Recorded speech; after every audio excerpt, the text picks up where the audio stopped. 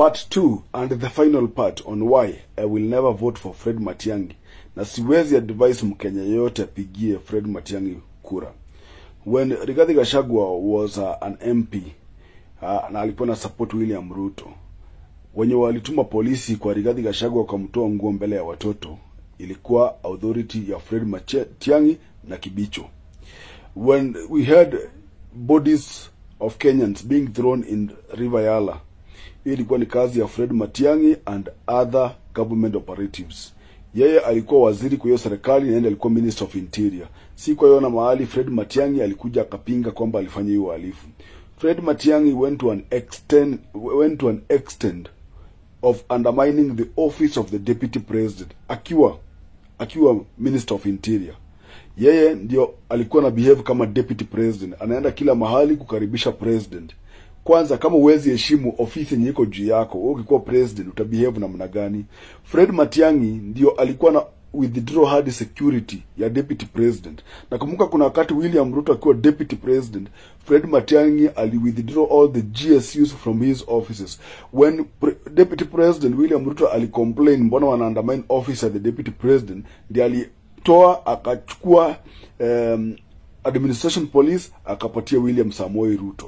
So mimi naangalia hiyo character ya Fred Matiang'i, alikuwa tu chief cabinet secretary na alikuwa minister of interior, but the way alikuwa na behave, ana attack other leaders akiwa kwa ile ofisi, the way alikuwa dictator akiwa kwa ile ofisi, tukimpatia president ata behave namna gani? So for me, and I will not stop saying that, na nitaongeza hata ile wakati wakisema ati watoto wa Lang'ata sijui alikuwa tear gassed, ati wakaanza kusema ni Ruto alikuwa na tear gas. It was the authority of the Ministry of Interior, na Fred Matiang'i ndiye alikuwa pale kwa Interior. The death of Musando ili happen Fred Matiang'i akiwa kwa ofisi. Hiyo death inakuanga linked to government of Kenya. Vile Musando aliharasiwa aka nini hadi akauawa, Fred Matiang'i ndiye alikuwa Minister of Interior. What reporter has he given us hadi leo? Baby Pendo alipigwa risasi, Fred Matiang'i alikuwa pale kwa Interior. Kuna 2017 after general election kulikuwa na a lot of demonstration and over 69 people were killed under the supervision of Fred Matiang'i.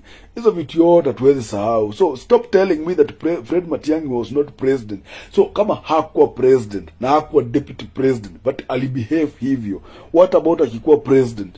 He will be worse than he was a dictator being when he was in the Ministry of Interior. Tunaweza sababu vitu mingi baya Matiang'i alifanya akiwa Ministry of Interior, and those are the things zinafanya mimi I will decampaign Fred Matiang'i usiku na mchana. We can elect Kenyans of integrity and Fred Matiang'i cannot be that. Fred Matiang'i alitoka classroom kufunza 2013 akaingia pale kwa ministry. Ametoka ministry akuwa billionaire worth over 20 billion Kenyan shillings. Hiyo pesa ametoa wapi within 10 years? Ni investment gani yenye alifanya such that every day angekuwa anapata income? Because of 10 billion for 10 years inamaanisha every day uko na income ya over 10 million every day. Hiyo ni nini alikuwa ameinvest ndiye akapata hiyo pesa? Na mbona hako amefanya investment before akue minister?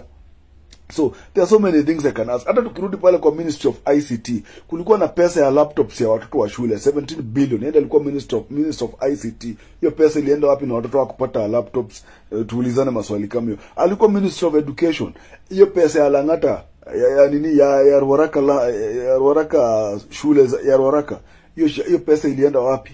I can ask so many integrity questions about Fred Matiang'i. So don't convince Kenyans and lie to Kenyans that replacing Fred Matiang'i with William Ruto will have solved our problem. My friend, mimi hata heri Ruto amalize yake 10, because 2027 atakuwa amebakisha 5 kama ni Ruto versus Matiang'i. Wacha Ruto amalize 5 yake aende, kuliko nianze afresh kupea Fred Matiang'i 10 nitaseka up to 2037. Naweza taseka up to 2032.